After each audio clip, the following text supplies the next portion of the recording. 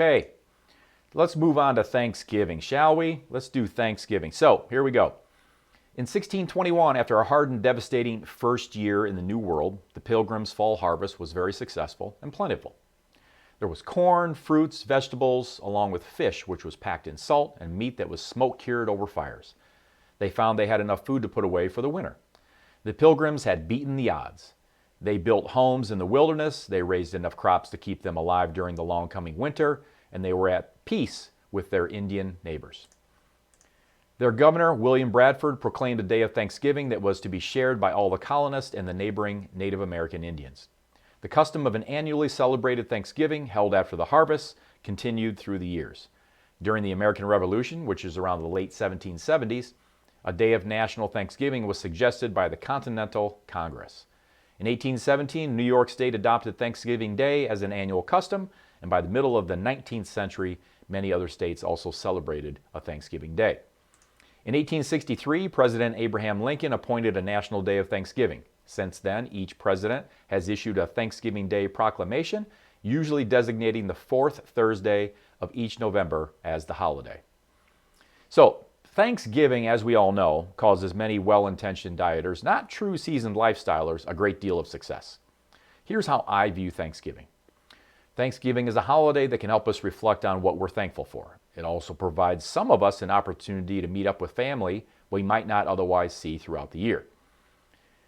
Whatever Thanksgiving means to you, the one thing it does for too many is kick off the treacherous Thanksgiving through January 15th weight gain phase. Across the board, on average, people gain 1 to 2 pounds between now and January 15th each year. Those who are overweight typically gain more and are more likely to gain 5 or more pounds. Regardless of the gain, what's common is people don't lose the holiday weight in all of the year that follows. So you gain the holiday weight and you don't lose it throughout the year.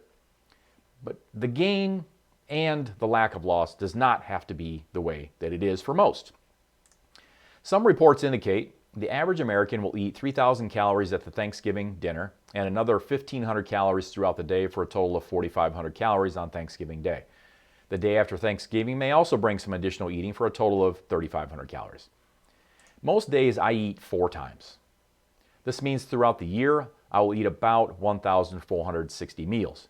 Over Thanksgiving and the day after, I will eat about 6 to 10 times, which I have highlighted in the red down there. This is 1/2 of 1% of all of my eating for a year. That's just not very much.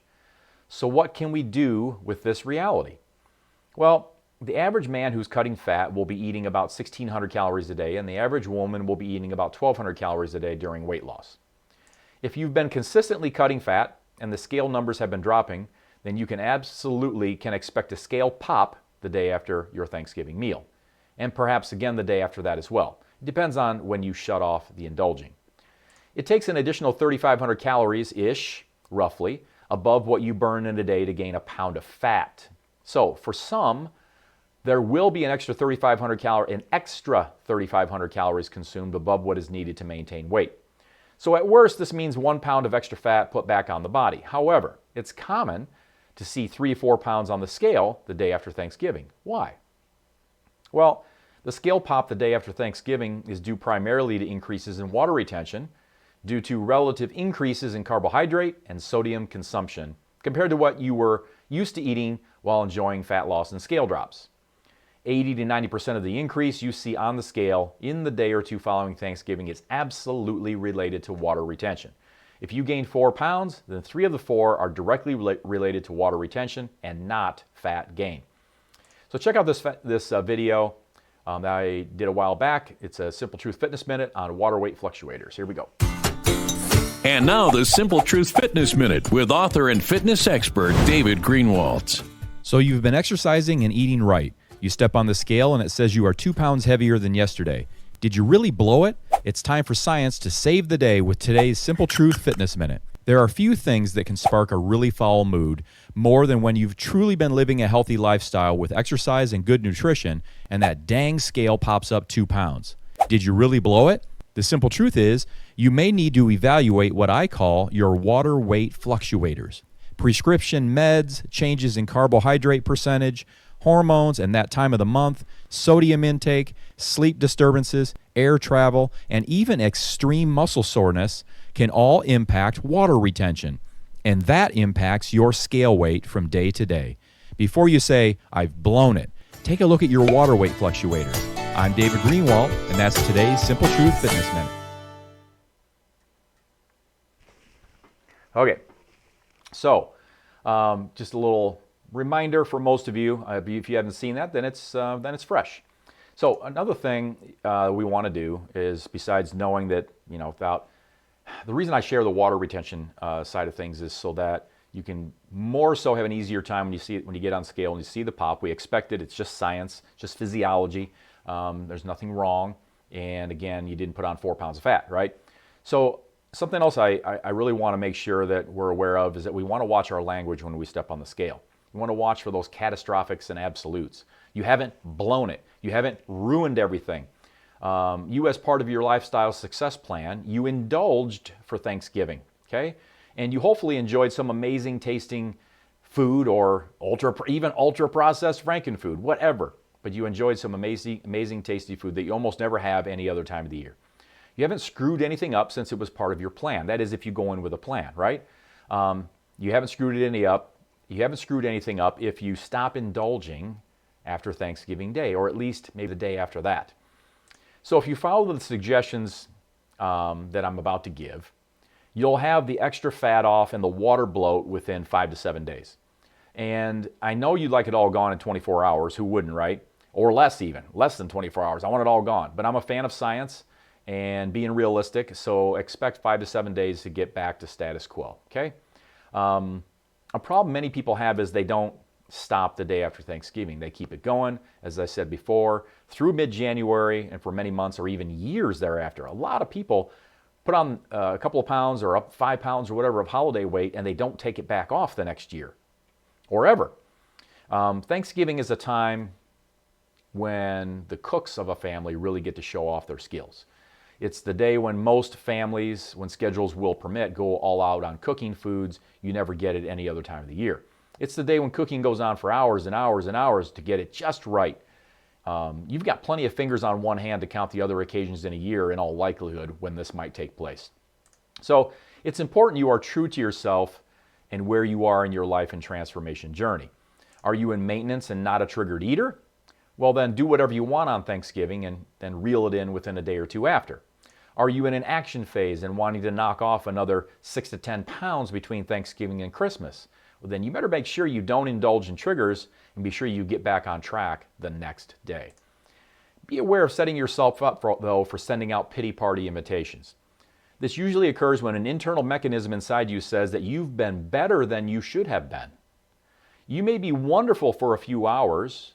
You're going to be super strict. And I'm not saying you shouldn't be super strict. I'm just telling you, just consider this. You may be wonderful for a few hours, but what happens is the pity party invitations will have been sent shortly after you said, "No, thank you," for the 5th time, and right about the time you chomped on your 4th piece of dry broccoli. So when you send out the pity party invites, who shows up to the party? Well, who shows up are people that are quite ugly. Mr. Binge, Ms. Secret Eating, Mrs. Fields, and many more of those types of people can arrive to the pity party. The total caloric surplus may end up being much worse from the pity party than if you had simply eaten a little bit more at Thanksgiving and not gone home or ended the day feeling too perfect. Okay, this isn't about if you go to Thanksgiving, you must bloat yourself and feel disgusted with yourself. And no. But maybe, it depends on the person. Okay, there's nuance here. But depending on the person, if we try to be too perfect, and we go home feeling deprived, and then we send out those pity party invitations, and we can get a rebound, days later where it's like, well, I only had, whatever, I had broccoli and chicken breast at Thanksgiving, therefore I deserve. You get all those kinds of comments in your head, right? So you've got to be aware of your internal switch that thinks you've been too good. When that switch is turned on, it can get ugly. So with this said, there's no reason though, come on, there we go. There's no reason for you to eat what you don't want. I'm not a believer that because Aunt Matilda is trying to force feed you pumpkin pie that you should cave in and eat it if you don't like it. Eat what you want that you know is not a trigger. a success strategy for those who have mastered weight maintenance after losing significant fat is they decide thoughtfully what is worth having and what is not. The worth you put on some Thanksgiving food could be based on taste, or it could be based on you knowing whether it's a trigger for you or not. Will the price you pay in cravings after you have it make it not worth it? It may be not worth it for that purpose, and that's okay. Deciding what is worth it and what is not is something to plan for, okay? And keep top of mind during the actual day and over the days that follow Thanksgiving. You know, I just want to share this. You know, at the Thanksgiving that I'll be going to next week, last year I missed it because of COVID. This year I'm going to go to it again. Thankfully, we can get together thanks to the vaccines. So, and not everybody there is going to be vaccinated, but that's the way it goes. I'm vaccinated. So we're going, and we're going to meet as family again after skipping it last year. Anyway, no matter what, each year I go, there's all kinds of desserts, there's all kinds of entrees, there's all kinds of crackers and dips and things and all that kind of stuff. Well, I don't have one of everything or 10 of everything or whatever just because it's there. And I don't look at it like I'm afraid of what my weight's going to do tomorrow. I'm afraid of what I'm going to feel like. I'm not afraid of anything. Again, I'm no better than you. I just have a 24-year head start or whatever it is now. I've lost track in this moment. But I do look at it from that perspective of what's worth it. Just because it's there doesn't mean I want to have it. Because I still have the mindset that whatever it is, I want it to be good enough to be worth it. And not every single thing there to me is worth it. It may taste really good, but is it good enough to be worth having?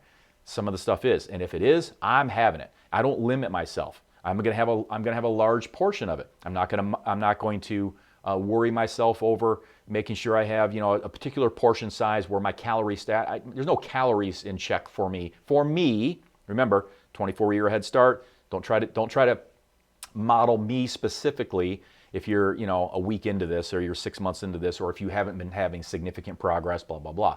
We're two different people, and that's okay. I'm just saying that.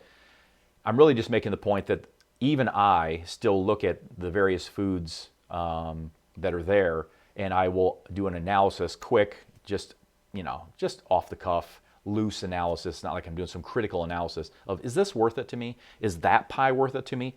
Or is this one worth it to me? Or neither. Is this or that or whatever it may be, this dip, these crackers, this whatever, this dressing, whatever it may be, this gravy, whatever it is it worth it to me to have it? And if it is, then I have it. And that's just how I do it. Okay?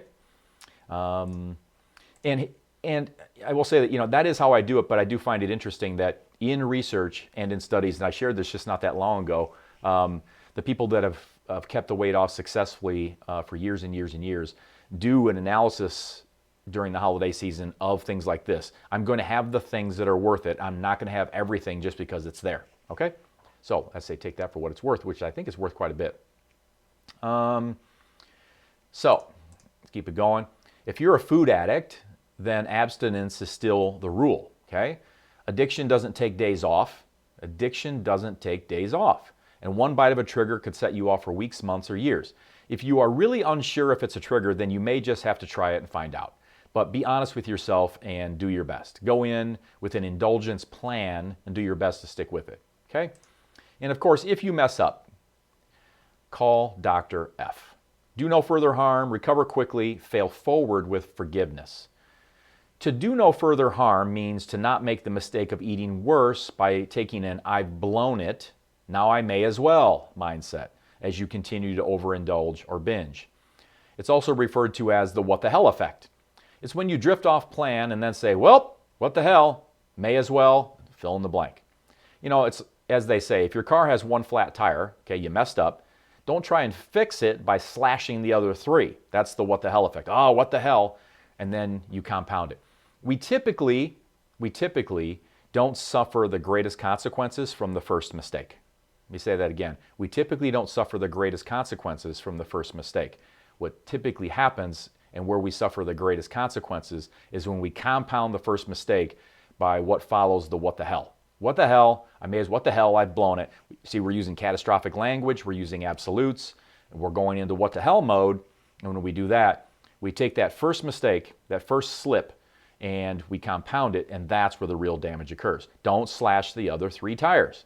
To recover quickly means you get back to the plan as fast as possible with the next decision. Not tomorrow, not Monday, with the next decision. Okay? And by failing forward, you are taking away from it what you can learn. Eyes to the front, though. Don't ruminate looking in the rearview mirror all day. Eyes to the front. What can you learn? And we want our eyes to the front because that's the direction we're going. Forward. Then let it go. Then let it go. As for forgiveness, self-compassion.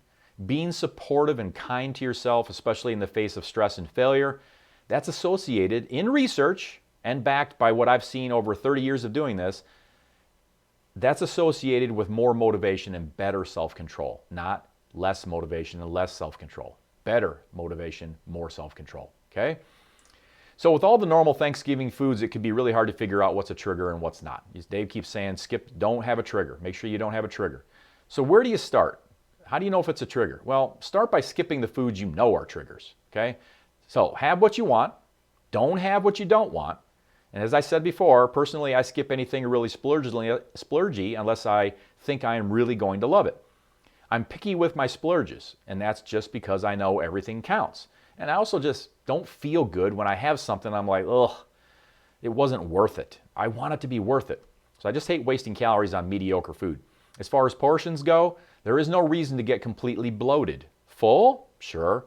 Otherwise, again, the pity party switch may be thrown. Eat until you are satisfied, not until your relatives are satisfied you've eaten as much as they have. In most homes, though, come on, in most homes, no one cares what you're eating, as they're too busy conversing, watching football, napping, enjoying their own favorite foods.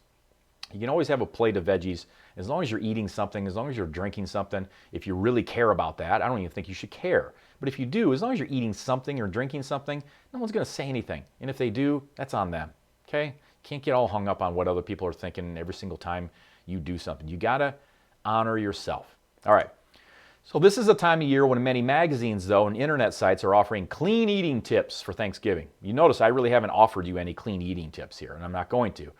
I'm not against eating clean as long as it's how you are really hardwired and it won't cause a pity party switch to be thrown. Okay, I've kind of cautioned against being too clean, but that doesn't mean you can't. You just have to be aware and think about, forecast the best you can, how will I feel at the end of this? Do I have a plan that gives me a feeling of at least some indulgence without overdoing it? Okay, so far in all of my life, I haven't met a single person who is wired to eat only chicken breast and broccoli on Thanksgiving.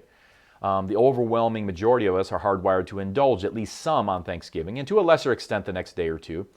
But for these reasons, I don't spend much time writing about holiday eating. As I showed earlier, the 6 to 10 meals I'll have on Thanksgiving and the day after are 0.5 to 1% of all the meals for the year. It's inconsequential as long as you didn't have a trigger and you stop. And you stop. All right, so here are my top 7 Thanksgiving guidelines for weight management success. Ready? Number 1, increase, this isn't in any order, by the way. Increase exercise. I'd recommend you exercise a bit more leading up to Thanksgiving. This is one of the reasons I want to share this with you now, because it gives you 7 or 8 days to kind of start thinking about this.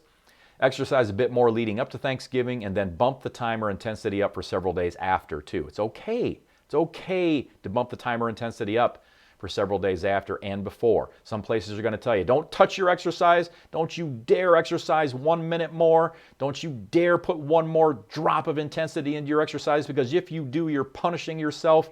You are self-abusing. You are punishing yourself for overeating. Why does it have to be that way? Why can't we just be using science without beating ourselves senseless emotionally, without calling ourselves every name in the book? Why can't we just use, the laws of thermodynamics to our favor and put in a little bit more extra exercise in the days before and in the days after? Why can't we do that? So I recommend adding 90 to 180 extra minutes of exercise in the 7 days after Thanksgiving. That's just not out of line. But you do you, but it's not out of line. And just because you're doing a little bit more exercise or you're increasing the intensity of your exercise, it doesn't mean that you are therefore abusing yourself with exercise because you overdid it on food. I don't want you to do that, okay? But you still can exercise a little bit more if you want. I recommend it. Number 2, indulge a max of 4 times in 2 days, okay? Don't invert my splurge meal rule. A splurge meal is anything you want as long as it's not a trigger and you know what calories, carbs, fat, and protein grams it has. A trigger is commonly one that you cannot stop eating once you start, or that triggers you to want other junk, as in cravings, later in the day or even days later. Lifestylers typically eat one splurge meal a week when losing weight.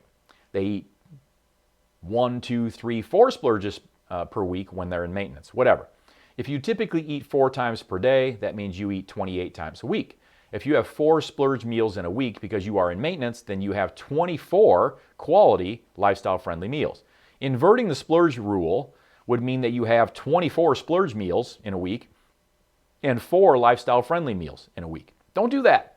And believe it or not, this is how most people eat every week. And a lot of people do this in the week of Thanksgiving. They just completely invert the splurge. Dang near every meal's a splurge, and they only have a few, real food, standard, normal, good quality. NFL 15, Leanest Lifestyle University meals. So pay close attention and do your Thanksgiving splurges this way. I hereby grant everyone listening to have 2 moderate splurge meals on Thanksgiving and 2 moderate splurge meals the day after. That's a total of 4 splurges over 2 days. Don't gorge. Eat till you're satisfied, not till your relatives are satisfied. Stay away from triggers, and that should take care of your splurges for the next 7 days, okay? And even though Thanksgiving is on a Thursday and not a weekend day, you've had your splurges after it's over, okay? This means that even though the weekend is coming, the splurging needs to stop even though it's the weekend.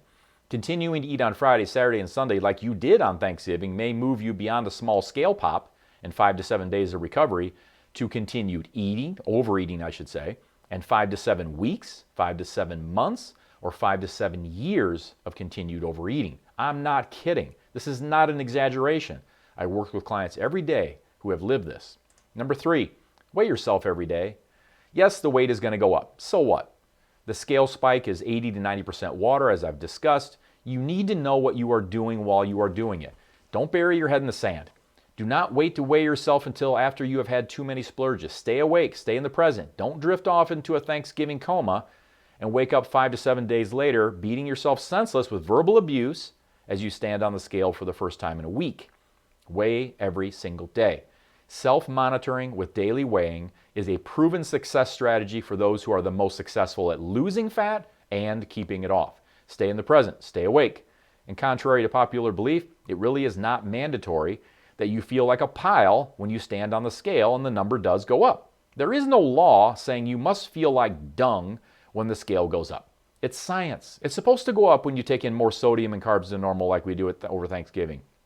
You aren't bad, flawed, failed, or unlovable. It's just science in motion. Observe the number.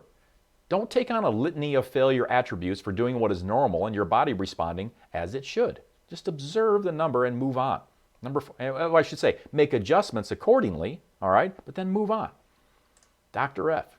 Drink more water. Number 4, flush, flush, flush. You might think it's dumb to drink a lot of water since you will be holding more water. Wrong. Water is the medium that your body uses to perform every chemical reaction that occurs. It can speed up metabolism if consumed adequately and slow metabolism if we don't drink enough.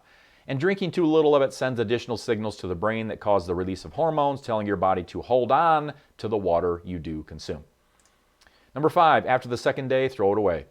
Make a commitment to what you don't eat, that what you don't eat by the second day, the day after Thanksgiving, you will throw or give away. By then, you've had enough. If you need to reset your pity party switch now that tells you that 2 days of extra splurges is enough, then begin good self-talk to accomplish this so you don't feel you've been too good by stopping after the second day. Don't go into the weekend with a may as well or what the hell, I'll start again on Monday mindset. Don't do that. Number 6, love the one you're with.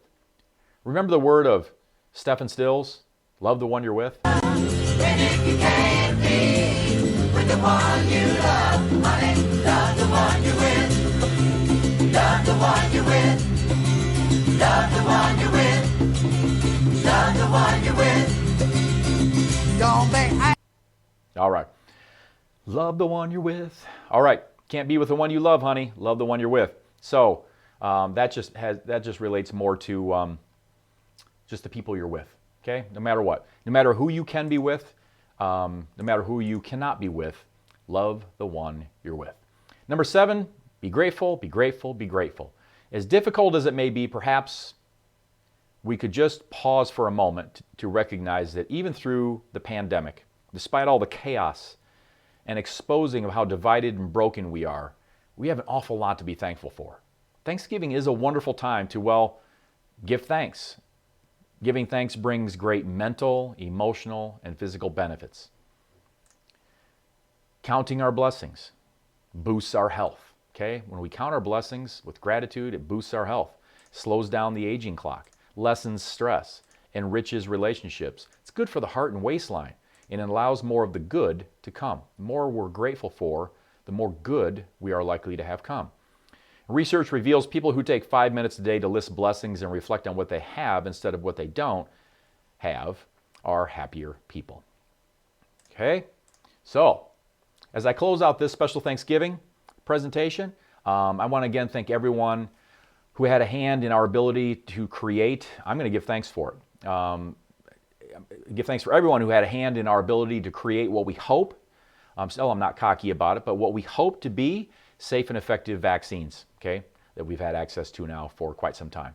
I'm grateful for that, all the technology and the science and the research and the people that have worked incredibly hard to be able to bring these to us in record time, and for them doing what they're doing for us based on the data.